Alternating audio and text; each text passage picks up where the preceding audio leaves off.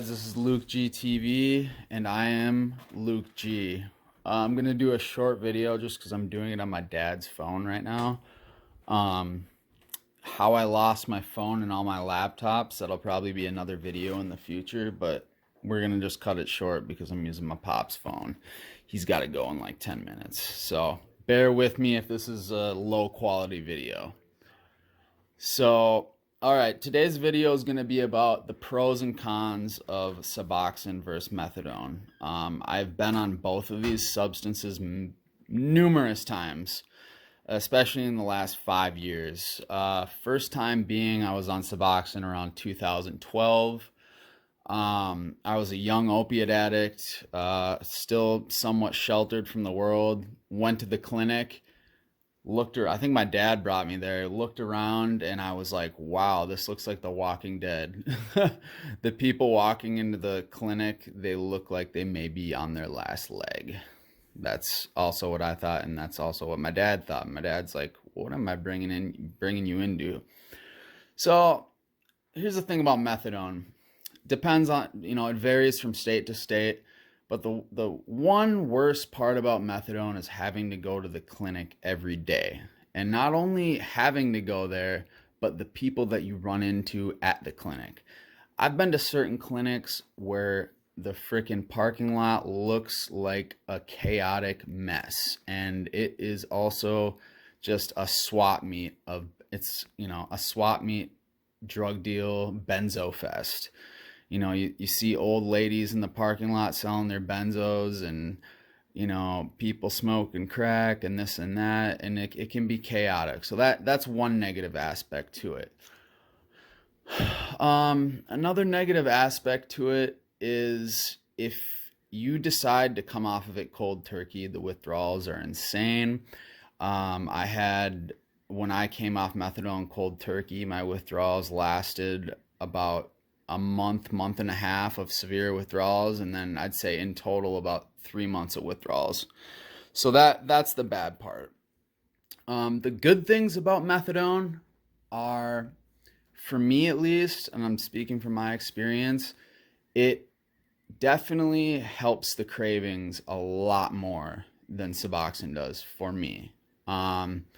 Especially if you get it to the right dose, it really does help with the cravings. Another thing I like about methadone is if you do decide to come off methadone and do a slow taper detox, you actually can do it a lot easier than Suboxone. Now, a lot of people are going to disagree with me because there's this whole preconceived notion that, Suboxone is way easier to get off of, and now doctors are handing out Suboxone like candy. So, they say, oh yeah, there's not even I hear people say there's no withdrawals from Suboxone. That's bullshit. If you come off Suboxone cold turkey, you're going to go through severe withdrawals. Bad, like sometimes even worse than methadone in my opinion. But the thing is, with Suboxone, if you taper the correct way and you start ripping your pieces, like let's say you go from 16 to 12 to 10 to 8 to 6 to 4 to 2, and then you start ripping those up even smaller, so you're going like you go 1 milligram, half milligram, quarter milligram, so on and so forth. If you do it like that, then it absolutely it's a lot easier than methadone. Problem is, if you were in a treatment facility, they don't let you break your Suboxone down that small, so you kind of run into a roadblock there. The nice thing about methadone for detoxing is you can go down as low as, let's say, 1 milligram per week. Okay. So you can talk to your doctor at the clinic and you can say, hey, I want to go down 1 milligram a week for the next 2 years. And that's extremely slow. And if you got to think, if you're at 100 milligrams and you go down 1 milligram, 1 milligram a week, that's, on the relative spectrum, that's a very small decrease. And I've actually had friends who have gone through this and they've done it the correct way, where they do this very gradual taper over years, and they've reported to me that they had little to no side effects as far as withdrawal. So in essence, you're able to micromanage your detox a lot better on methadone, just because the dose is a lot higher, and you can kind of, computerize how you do it, and you can just do it a lot more precisely with methadone. you know um as far as the physical side effects, I would say methadone definitely has a little bit more constipation, which I don't like. You do, and after your dose, like 2-3 hours after your dose is kind of the peak, what I've noticed.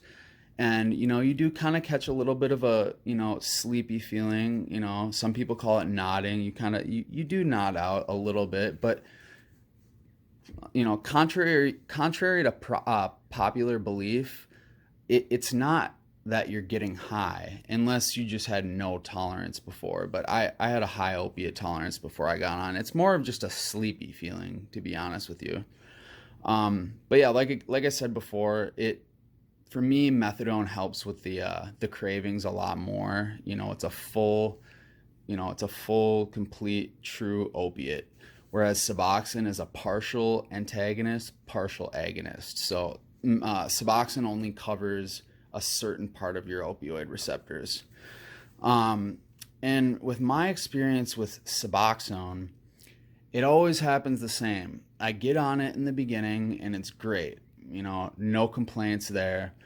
But around the like 3, 4, 5, 6 month mark, the medicine, it stops working for me. And I start getting, I don't know if I lose a tolerance to it or what it is, but it seems like I start getting depressed. I start getting angry. The medication doesn't work as much anymore. I start getting these thoughts like, well, I might as well just be on heroin because, I'm chained to this drug and I'm still feeling depressed. So why am I doing this? So yeah, I mean, there's that. And I've heard a lot of other people say that too. Also, another thing is the naloxone in the Suboxone. It, for me, gives me a great deal of headaches. I had one doctor who actually was able to switch me to Subutex without the naloxone, and that helped a lot. So if you can talk to your doctor in doing that, I would highly suggest it. I guess the last part I want to touch on about this whole subject is, I guess, like I said, it really depends on your lifestyle, what you want to accommodate. Like I said, going to the clinic every morning, that it can be a lot, without a car, getting to work and stuff like that. But like I said, if you keep, passing your drug tests, they will continue to give you more take homes. Suboxone is just a little more versatile because they give you a month prescription at a time. But oh yeah, and here's another thing with Suboxone. There's always that temptation with Suboxone that I've heard a lot of addicts have, that they just sell their Suboxone scripts and they start doing dope. That's a big part of it. And also, just another part is, I've noticed, especially if you're on like 8 milligrams or lower, you can kind of just stop taking your dose and wait like a day or two, and you can continue using, which is really dangerous. With methadone, you really can't do that, especially if you're at the correct dose, because the thing about methadone is, once you get up to like that 80, 90, 100, 120 milligram plus range, your opiate tolerance is going to be so incredibly high that the amount of opiates you need to do to actually feel an effect are going to be so substantial that it's not even going to be worth it. And that honestly will just stop opiate addicts from doing it, unless they have just unlimited amounts of money and they can just do it on top of it, which I've done. That's in another video. I think you guys may have seen that. So, I mean, those are some obstacles. You know, methadone has a stigma about it. And I think that's kind of BS, because I've honestly been on both of them multiple times, and I've seen the negatives in both. And there are, believe me, there are negatives in both. You know, and it's just, I don't know. I think there's this big stigma. You know, even my dad's friends were just saying a couple of days ago that, you know, he's just doing it to get high and this, that, and the third. And I've heard a lot of people say that.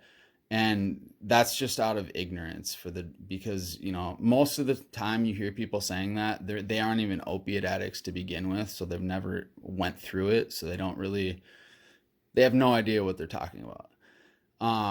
My tolerance is so high that at the dose I'm at, like, it literally just keeps me from going through withdrawals. It stops my cravings, and that's all it does. I mean, and same with Suboxone. Suboxone doesn't do that either. If you are getting high off methadone or Suboxone, then chances are that you didn't need it in the first place because your tolerance wasn't high enough.